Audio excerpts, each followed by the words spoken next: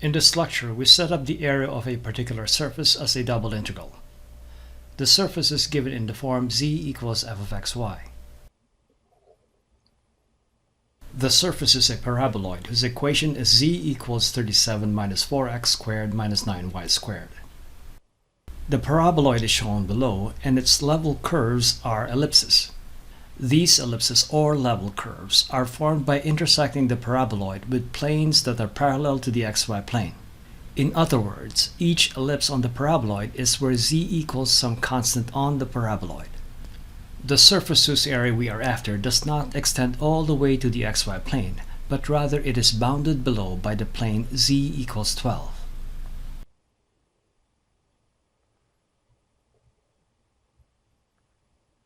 For a surface that is given parametrically by the vector function r of uv, where x, y, and z are all functions of u and v, the surface area is given by the double integral over the surface S of the magnitude of the cross product of r sub u and r sub v.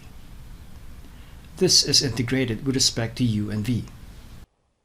R sub u and r sub v are the partial derivatives of the vector function r with respect to u and v respectively.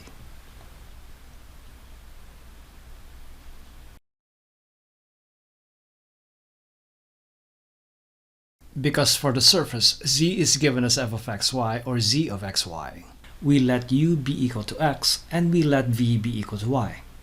R of uv is now r of xy. R of xy has components x, y, and z. Z, of course, is a function of both x and y. And z of xy is 37 minus 4x squared minus 9y squared. R sub u is now r sub x, or the partial derivative of r with respect to x. One can easily check that r sub x is equal to the vector 1, 0, z sub x, where z sub x is the partial derivative of z with respect to x. R sub v is now equal to r sub y, and we can check easily that this is equal to the vector 0, 1, z sub y. As a simple exercise, we can check that the cross product of r sub x and r sub y is equal to the vector whose components are minus z sub x, minus z sub y, and 1. The magnitude of this cross product is equal to the square root of the square of z sub x plus the square of z sub y plus 1. The partial derivative of z with respect to x is minus 8x. The partial derivative of z with respect to y is minus 18y. Therefore, the magnitude of the cross product of r sub x and r sub y is equal to the square root of 64x squared plus 324y squared plus 1. And so we have the integrand for the surface area double integral. We just have to choose the order of integration and find the corresponding limits of integration. If the variables of integration are to be x and y, we have to find the projection of the surface onto the xy plane. To find the projection, we find an equation for the intersection between the paraboloid and the plane z equals 12.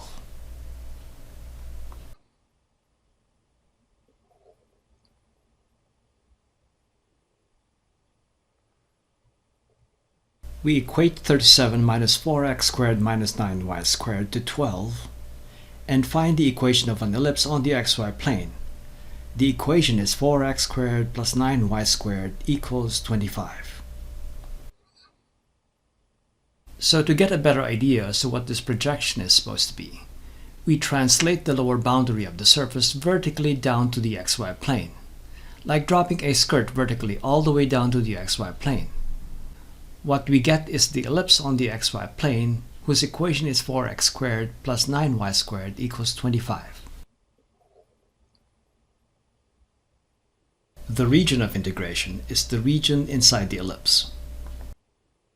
We plan to set up the double integral in 3 ways.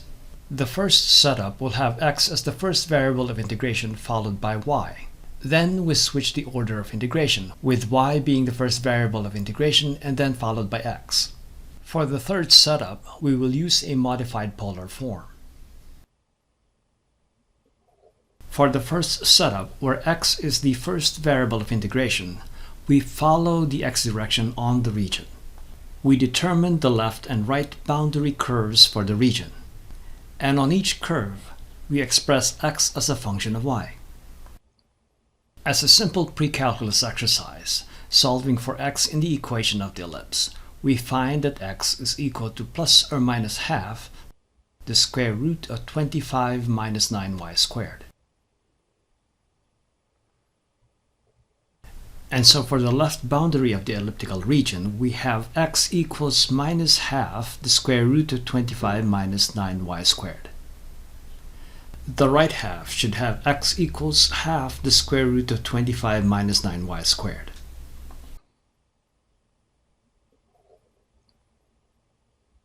These curves give us the limits of integration for x.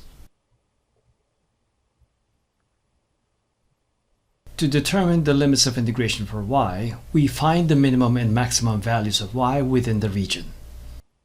These values correspond to the y-intercepts of the ellipse. We set x equal to 0 in the equation of the ellipse and find that y is equal to plus or minus 5/3.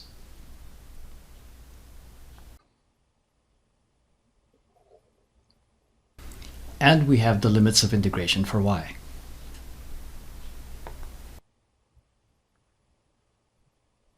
Integration with respect to x goes from minus 0.5 the square root of 25 minus 9y squared to 0.5 times the square root of 25 minus 9y squared. And the limits of integration for y are negative 5/3 and 5/3. Now this is not an elementary double integral, and so we used software to determine an approximate value for the double integral. The approximate surface area turns out to be 220.868 up to 6 significant digits. If we switch the order of integration so that y is now the first variable of integration, we now have to solve for y in terms of x on the bounding ellipse. Following the y direction, this time we go from the bottom half of the ellipse to the upper half. From the equation of the ellipse, we find that y is equal to plus or minus 1/3 the square root of 25 minus 4x squared. And so we have the limits of integration for y. With x being the last variable of integration this time, we figure out the minimum and maximum values of x on the bounding ellipse. These values of x correspond to the x-intercepts of the ellipse. We set y to be equal to 0 in the equation of the ellipse and find that x is equal to plus or minus 5/2. And we have the limits of integration for x. And so we have the double integral for the surface area when we integrate with respect to y first and then with respect to x. Again, we used software to evaluate this double integral, and we obtained 220.868 up to 6 significant digits, and verifying the result that we had obtained when we integrated with respect to x and then with respect to y.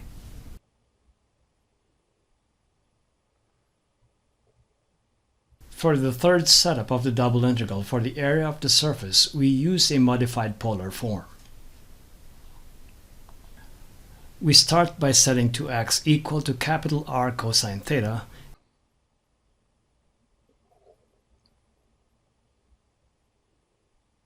and 3y equal to capital R sine theta. And so 4x squared is capital R squared cosine squared theta, and 9y squared is equal to capital R squared sine squared theta. Therefore, z is equal to 37 minus capital R squared cosine squared theta minus capital R squared sine squared theta. This equation simplifies to z equals 37 minus capital R squared.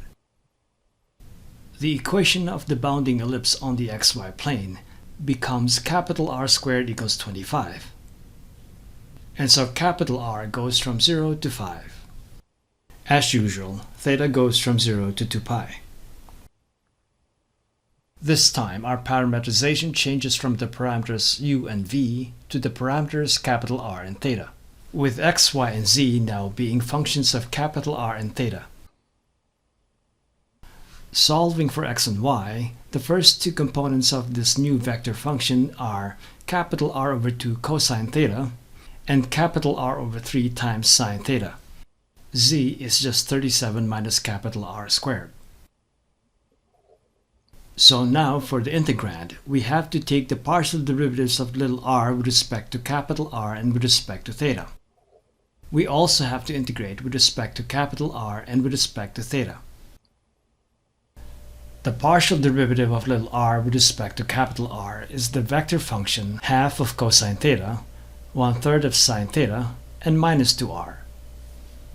The partial derivative of little r with respect to theta is the vector function minus r over 2 sine theta, r over 3 cosine theta, and the third component is 0, since z does not depend on theta. One can check quite easily that the cross product between these two tangent vectors is the vector function whose components are 2 capital R squared over 3 cosine theta, capital R squared sine theta, and capital R over 6. The magnitude of this cross product is the square root of 4 times the 4th power of capital R over 9 cosine squared theta, plus capital R to the 4th power sine squared theta, plus capital R squared over 36. And this is equal to capital R over 6 times the square root of 16 capital R squared cosine squared theta, plus 36 capital R squared sine squared theta, plus 1. And so we have the double integral for the surface area in this modified polar form. The value of this integral up to 6 significant digits is 220.868.